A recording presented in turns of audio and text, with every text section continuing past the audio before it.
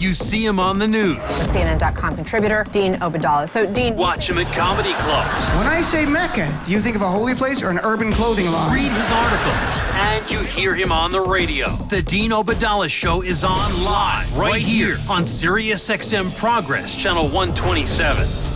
And welcome to the show, brothers and sisters of the resistance. Wednesday, May 1st. What a big day. I'm hoping to be your MBFF regardless of what's going on. I'm there for you on Twitter, but a lot to talk about. Not even time for comedy clips tonight because we have so many clips to play from the hearing. Breaking news a short time ago. Bill Barr got his ass kicked so hard at this hearing that he's not going to the House Judiciary Committee tomorrow. I'm not kidding. He's not going. Had a rough day today. And so he's not going tomorrow because the Democrats have the chair. And Lindsey Graham cannot even protect him in the Senate today where he got mauled. And I'm going to play clips of it. And it's sad because you watch the whole thing. You watch the Republicans and we'll play a bunch of clips. But I've got to tell you the two big takeaways I have. And neither are good for America. They're just not. And I've been objective about that. It's not good for America where we are right now. Because on one hand, you've got Lindsey Graham admitting he did not read the entire report. And Lindsey Graham is the chairman of the Senate Judiciary Committee. And he admitted, I have not read the entire report. Then Bill Barr, in response to questions by Senator Kamala Harris, admitted he had not read the entire report. And you're like, you didn't read the report because the fix was in and they all knew it. And that's a sad reality. They knew they had to cover up AG right there. So no one read the entire report. No one read all the attachments. And I'm not even kidding. We'll play the clips. It is remarkable. Second, and again, this is heartbreaking to see. Republican senators on the Judiciary Committee are more loyal to Donald Trump than they are to our own Constitution. They're more worried about Donald Trump than they are about our nation being attacked by Russia. And that Donald Trump, as the Mueller report puts in black and white, Donald Trump knew he'd be helped by Russia, and he was. And the Russians perceived they would benefit from a Trump presidency, and they succeeded. And you would think there would be bipartisan support, and instead, it was unreal. I am not kidding when I said the Republican senators, it sounded like a stage reading of Donald Trump's tweets. That's what it felt like. Like they were just reading his, what about Hillary's emails? Spying. There's no obstruction, no collusion. Collusion, not even a legal word. No lawyer would say collusion. Any lawyer that repeats collusion, they're just drinking the Trump Kool-Aid. Using Michael's term about Kool-Aid. That's what's going on there, my friend. So let's play some of the clips, and I'd love to give your reaction. If you watch it, if you were too busy today, we'll play some clips so you'll get a sense of exactly what went down. Here is the beginning. Lindsey Graham. I'm not kidding. This was Lindsey Graham. He's the Republican chair of the Senate Judiciary Committee. And in his opening, he brings up, wait for it, Hillary Clinton's emails. I'm not even kidding. We're there to talk about the Robert Mueller 400-page report, which documents Russian interference in our elections in Volume 1 and potential obstruction of justice in Volume 2. And Lindsey Graham wants to talk about Hillary Clinton's emails and investigating the Democrats. And this is just, it's as if Trump is running a puppet there. And Lindsey Graham's the puppet. He's far from the only one. They all did this. Here's clip number 1. The accusation against Secretary Clinton, was that she set a private server up somewhere in her house and classified information was on it to avoid the disclosure requirements and the transparency requirements required of being Secretary of State. So that was investigated. What do we know? We know that the person in charge of investigating hated Trump's guts. I don't know how Mr. Mueller felt about Trump, but I don't think anybody on our side believes that he had a personal animosity toward the president to the point he couldn't do his job. This is what Strzok said on February the 12th, 2016. Now, he's in charge of the Clinton email investigation. Oh, he's Trump's abysmal. I keep hoping the charade will end and people will just dump him. These are the people that made a decision that Clinton didn't do anything wrong, and a counterintelligence investigation of the Trump campaign was warranted. It's like a time machine. It's like we're in 2016, or we're just watching Fox News, or maybe Lindsey Graham is auditioning for a job on Fox News if he loses re-election. And then here's Chuck Grassley, the senior Republican below Lindsey Graham on Senate Judiciary Committee, and listen to the stupidity he's talking about. Here's clip number 2.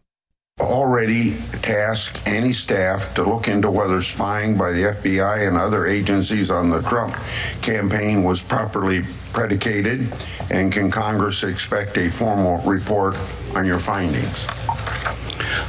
Yes, I do have people in the department helping me review the activities over the summer of 2016. And then finally, Senator Dick Durbin, Democrat from Illinois, just called out this charade that he'd been watching, Republican after Republican. And I love what he had to say here. Let's play clip number 3.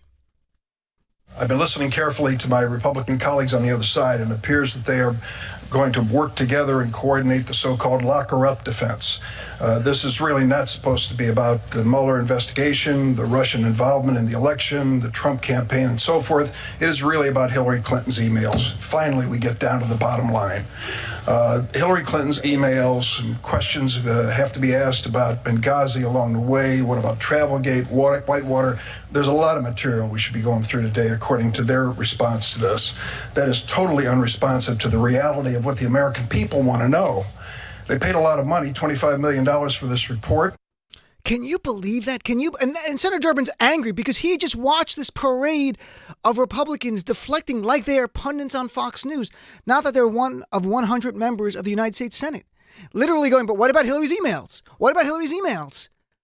And they were all on the same script. And Donald Trump had tweeted before the event about Hillary and about spying.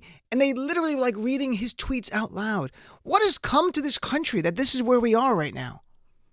It was disheartening to see that the entire GOP has become the party of Trump. And Trump is the GOP and the GOP is Trump. And I've said this often, and now it's completely fair. It's completely accurate. And then there were some highlights. Here's some highlights of Democrats. Here's Senator Mazie Hirono just destroying Barr. I'll play 2 clips. Here's the first one. Go down to clip number 7, please. Mr. Barr, now the American people know that you are no different from Rudy Giuliani or Kellyanne Conway or any of the other people who sacrificed their once decent reputation for the grifter and liar who sits in the Oval Office. You used every advantage of your office to create the impression that the president was cleared of misconduct. You selectively quoted fragments from the special counsel's report, taking some of the most important statements out of context and ignoring the rest. You put the power and authority of the Office of the Attorney General and the Department of Justice behind a public relations effort to help Donald Trump protect himself. Finally, you lied to Congress. You told Representative Charlie Crist that you didn't know what objections Mueller's team might have to your March 24th so-called summary.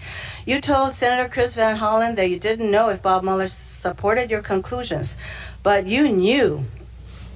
You lied. And now we know. Beautifully put. She put him in there with the people like Kellyanne Conway and Rudy Giuliani, the professional liars for Donald Trump that go on television and lie for him all the time. And then Mazie Hirono brought it home with clip number 8, short clip. We know more about your deep involvement in trying to cover up for Donald Trump. Being Attorney General of the United States is a sacred trust. You have betrayed that trust. America deserves better.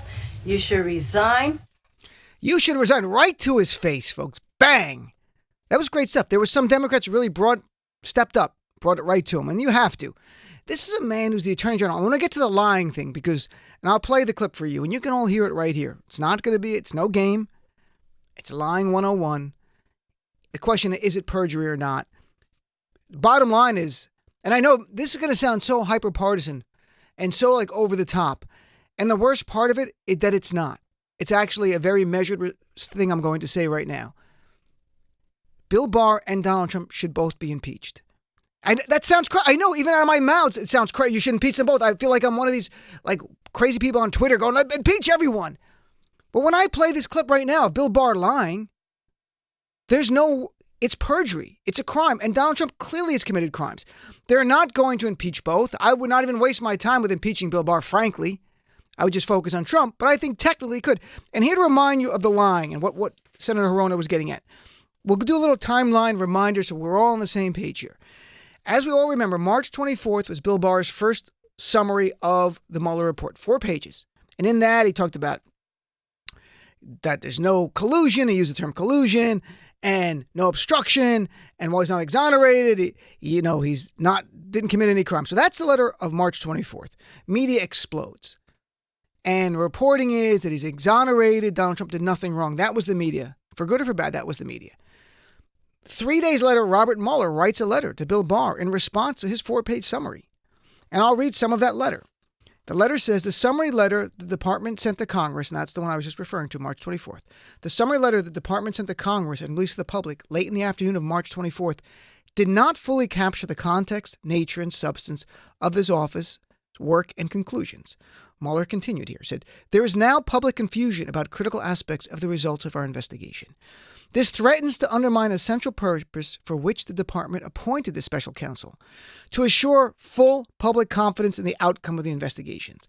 Mueller goes on in his very letter to urge Bill Barr to release the executive summary, saying that would alleviate the misunderstandings that have arisen and would answer congressional and public questions about the nature and outcome of our investigation.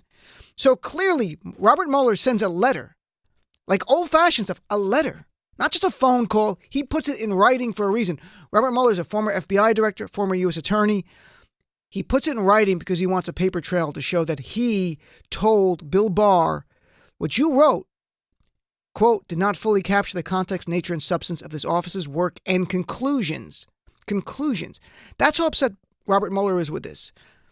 And Bill Barr testified. He got that letter March 28th. The next day, he spoke to Robert Mueller on the phone. So there's no doubt at all that Bill Barr got a letter from Robert Mueller, talked to him, expressing his concern that Bill Barr had not properly captured the context, nature, and substance. Just 2 weeks later, there is Bill Barr before the House Appropriations Committee. Congressman Charlie Crist asks a question here. I'll play the question. You'll hear it all for yourself. Because there had been reporting around this time that some people in the Mueller orbit were not happy with the report. We didn't know it was Robert Mueller. I don't think the reporters knew it. But Washington Post had reported some people in the Mueller team were not happy with the Barr report. So here is Charlie Crist, congressman from Democrat from Florida, asking a very simple, innocuous, benign question just to get to the truth. And listen closely, knowing what you know now, that there was a letter sent March 27th from Robert Mueller to Bill Barr telling him, you did not capture the context, nature, and substance of this office's work and conclusions. It's pretty clear. And listen to this exchange just 2 weeks later, under oath, Bill Barr under oath before the House Appropriations Committee, clip 4. Reports have emerged recently, General, that members of the special counsel's team are frustrated at some level with the limited information included in your March 24th letter, that it does not adequately or accurately necessarily portray the report's findings. Do you know what they're referencing with that? No, I don't. No, are you kidding me? Folks, ladies and gentlemen of the jury, that's all the elements there of misleading Congress. There's no way Bill Barr forgot in 2 weeks that he got this letter and had this conversation. He was asked not, did Robert Mueller disagree with your conclusions? He was asked, do you know anything in the media is reporting that some people in the Mueller team are upset with what you wrote? Do you know anything they're talking about? He goes, no, I don't. You've got a letter from Robert Mueller, March 27th, that you received on March 28th that said, in quote, does not fully capture the context, nature, and substance of this office's work and conclusions. There's now public confusion. And he adds in this letter, it would alleviate these misunderstandings if you would release the executive summaries. Of course, Robert Mueller told Bill Barr, and Bill Barr knew that. That's why Bill Barr lied under oath. The lying was not today. It was April 9th. Today was a dog and pony ridiculous show. Oh, my God. Bill Barr, and I know this is cliche now, but it's the truth if you watch it. He was Trump's attorney, not the people's attorney. He literally at times would say in response to questions about obstruction, we can play that later, well, Donald Trump's lawyers would argue this, and then he would argue it on television so people at home could hear what Donald Trump's personal lawyers would argue in opposition. My mouth fell open, my jaw. I'm like, what are you talking about? What is going on here? And one of the things, we'll play later, Senator Klobuchar, who did a really good job on obstruction. And here's Senator Kamala Harris. And again, the hearing began with Lindsey Graham saying, I didn't read the whole report. And it ended with Bill Barr admitting he had not read the whole report. Here's clip number 11. Now, the special counsel's investigation produced a great deal of evidence.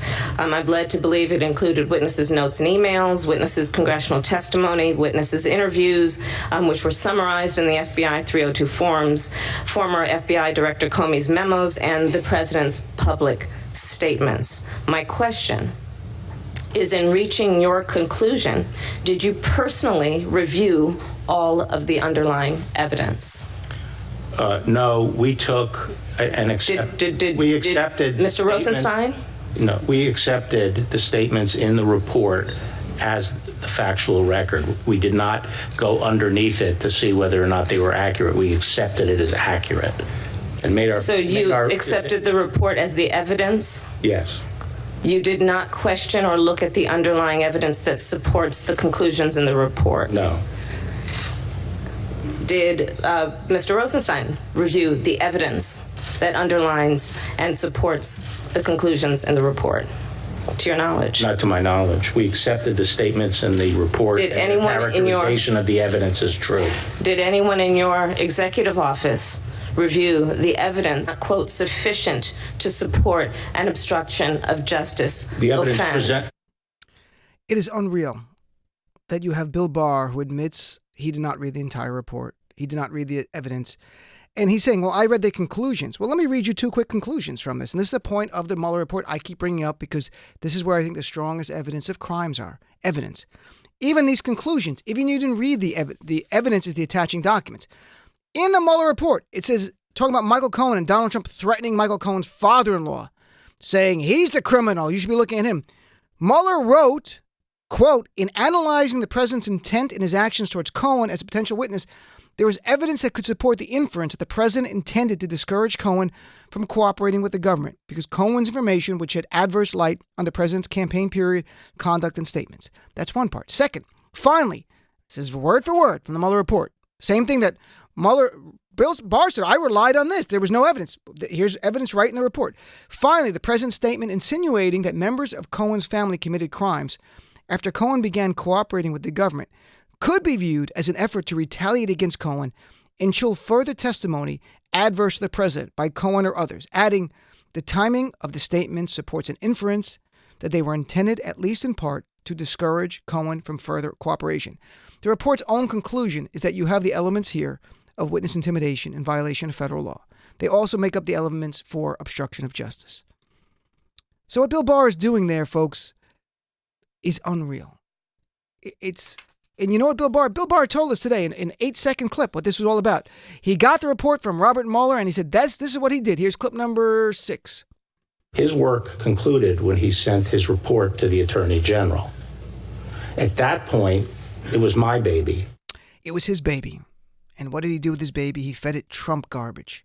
Trump toxic garbage. And now Bill Barr, the cover-up Attorney General, the man who got his job because he worked to help in Bush the father prevent prosecutions of people for the Iran-Contra scandal, a man who was not forthcoming to Congress when he was the head of the office of in the DOJ before that, not as AG, another position, when he wrote a memo. He would not give Congress the memo. He's never about transparency. That's who he was hired, and he's delivering here.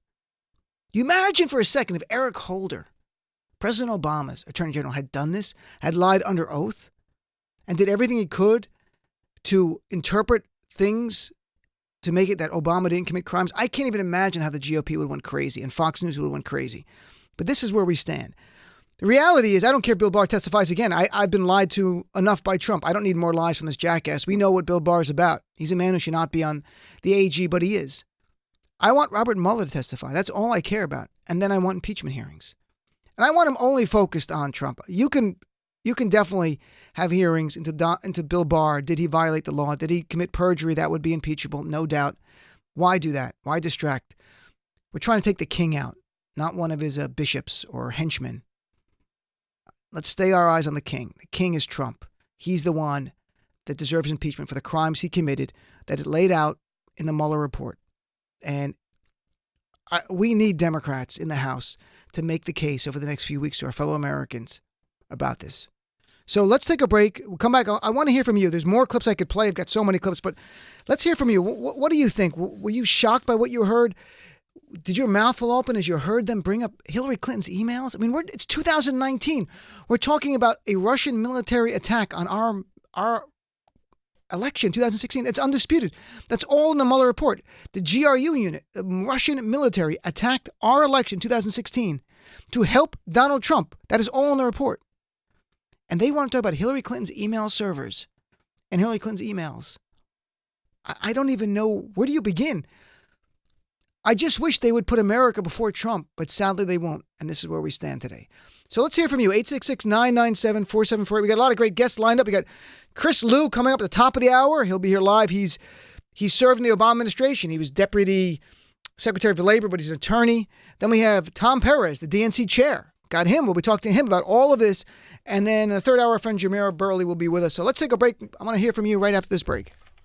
Look, it's time the media start calling out Trump's false statements for what they are. Lies.